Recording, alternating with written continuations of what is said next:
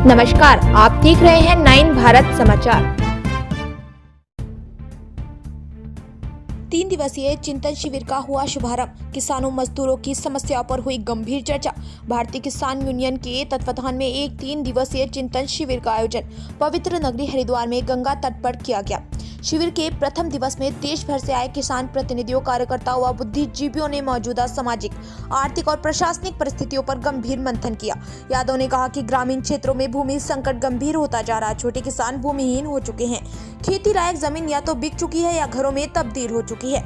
उन्होंने आशंका जताई कि यदि सार्वजनिक वितरण प्रणाली बंद की गई तो देश की 70% आबादी भूखमरी का शिकार हो सकती है। राष्ट्रीय प्रवक्ता सत्येंद्र कुमार मौर्य ने भी शिविर को संबोधित करते हुए कहा कि समाज में आपसी संवाद और समझदारी से छोटे विवाद सुलझाए जाने चाहिए।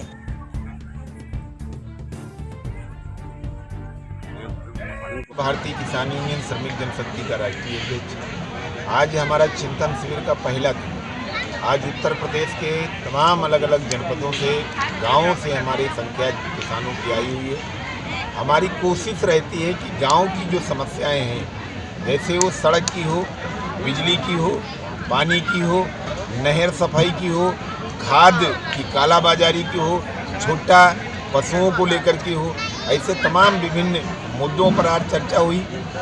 ग्राम प्रधान, सबसे ज़्यादा घोटाला ग्राम प्रधानों का चल रहा है। जो प्रधानमंत्री आवास का कार्य है, जो मनरेगा का कार्य है, इनमें बहुत बड़ा घोटाला हो रहा है। देश के प्रधानमंत्री से मेरा निवेदन, इनकी जांच करवाई जाए और जो छोटा जानवरों का बड़ा प्रकोप है, जिससे फसलें बर्बाद हो रही हैं, इनकी उचित व्यवस्था की जाए। ऐसे गौशाला जो गांव में बनाए गए हैं, जिनमें जानवरों को लेकर के बंद किया जा रहा है, वो भूखे प्यासे तड़प रहे हैं, अपनी जान उनकी जा रही है, उनकी उचित व्यवस्था कराई जाए। किसानों को आने जाने के लिए जो रेलवे में जो डिब्बे लगे हैं उच्च श्रेणी के, उनकी संख्या बढ़वाई जाए।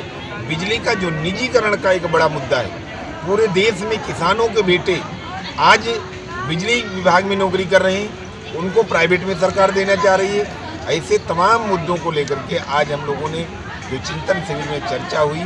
हमारे बीच में हमारे राष्ट्रीय प्रवक्ता सत्येंद्र मौर्य जी, हमारे राष्ट्रीय महामंत्री जो बीच में बैठे हैं टिंकू चौधरी जी, प्रदेश उपाध्यक्ष जी, तमाम अलग अलग जनपदों के साथी, महिला पदाधिकारी, युवा साथी, सभी लोग आए। आगे की चर्चा हम लोग कल फिर करेंगे।